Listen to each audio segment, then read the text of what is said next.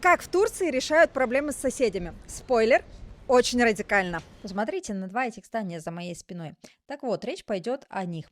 Один владелец участка, Саид Бей, начинает строительство дома. Речь об этом светло-сером здании. Это здание перекрывает вид из дома Абдулькадир Бея.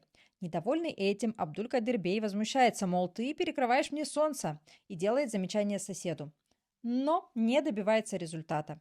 И что он делает? Он возводит вдоль здания глухую стену. И в итоге обрекает окна дома Саидбея на темноту.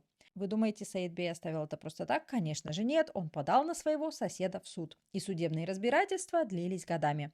Однако Саидбей не смог добиться сноса этой стены, потому что формально это не просто стена, это 15-метровый балкон. Нельзя с уверенностью сказать, что эта история полностью правдива. Однако уже давно ходит городская легенда о том, что здания в районе Нишанташи оказались в таком положении из-за упрямства соседей. Имена, сроки судебных тяжб и даже длина балкона постоянно меняются, но факт остается. Перед нами довольно необычный пример соседской архитектуры и соседских споров.